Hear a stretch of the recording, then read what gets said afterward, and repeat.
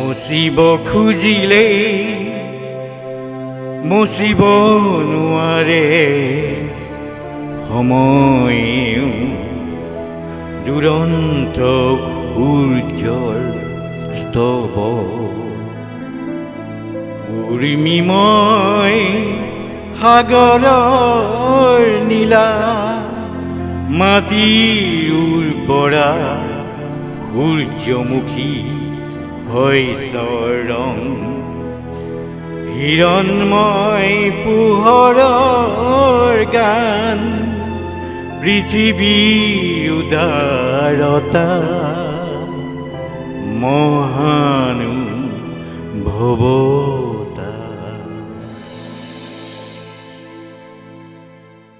দুৰন্ত সূৰ্যৰ স্তৱক সুঠ বগা পোচাকেৰে দীৰ্ঘদেহী সেই বিশাল ব্যক্তিত্বক আৰু নতুনকৈ পৰিচয় কৰাৰ প্ৰয়োজন নাই। দিক চৌবাত মানৱতাৰ কৰ্মশালা। সেই খনিকৰৰ অন্তিম পৰশত মসৃণ হয় অনেকজনৰ জীৱন শৃংখল, অনেকৰ একলব্য আশা, গ্ৰীষ্মৰ চাহ তাপিতৰ পাহ। মচিব খুজিলেই মচিব নোৱাৰে সময়েও দুৰন্ত সূৰ্যৰ স্তৱক উৰ্মিময় সাগৰৰ নীলা মাটিৰ উৰ্বৰা সূৰ্যমুখী শস্যৰ ৰং হিৰণময় পোহৰৰ গান পৃথিৱীৰ উদাৰতা মহানুভৱতা। সেই গদগদ কণ্ঠৰ দৰদী প্ৰেম গাথা বুকুবোৰৰ ভিতৰত গজালি মেলা এটি এটি মুকুতা, যাৰ উজ্জ্বলতাত মেল খাই উঠে উৰ্বশী চকু। তেওঁৰ বিশুদ্ধ শব্দ স্পৰ্শৰ মিঠা শুশ্ৰূষাই জীপাল কৰে ভগ্ন স্বপ্নৰ আৰ্তনাদে কোঙা কৰা অনেক সময়ৰ সৰসজ্জা। চকুত গজালি মেলা বীজবোৰ ঠন ধৰি উঠি বৃক্ষ হয়, জ্ঞান বৃক্ষ। ভেটা বান্ধি থোৱা আশাৰ পাৰ ভাঙিবলৈ তেওঁ যেন এক আশীষ সনা কৰোণা। বৰ্ণিল পুৱাবোৰৰ দৰে আপোনত্বৰ জীপাল হেঁপাহ যি থাকে মানুহে মানুহে।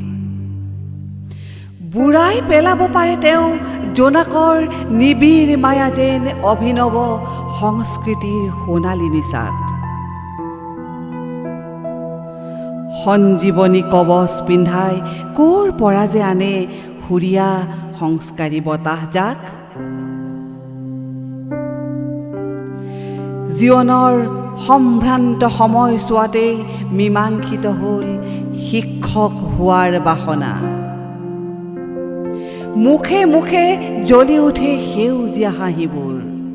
বিদ্যালয়ত খেলপথাৰত ৰংগমঞ্চত সত্ৰ সংস্কৃতিৰ বৰঘৰত নাট্য পৰিচালনাৰ সুবিশাল ক্ষেত্ৰত অসমৰ ষ্টানিস্লাভস্কি তেওঁ। প্ৰতিনিয়ত মানৱতাৰ নিৰ্ভীক শ্লোগানত মুখৰ হৃদয়ৰ ঘৰ। হাতত মুঠি মুঠি ৰ'দ, বিষয় পোহৰ, বিষয় মানুহ।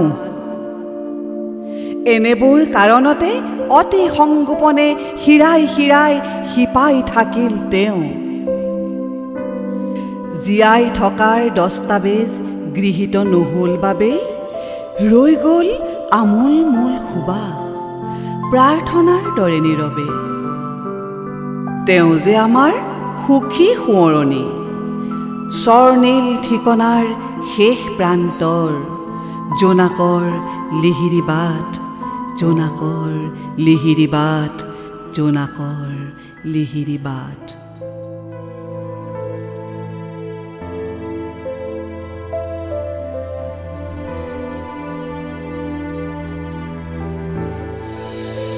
মুচিব খুজিলে মুচিব নোৱাৰে সময় দুৰন্ত সূৰ্যৰ তব উৰ্মিময় সাগৰৰ নীলা মাটিৰ উৰ্বৰা সূৰ্যমুখী শস্যৰ ৰং হিৰণময় পোহৰৰ গান পৃথিৱীৰ উদাৰতা মহানুভৱ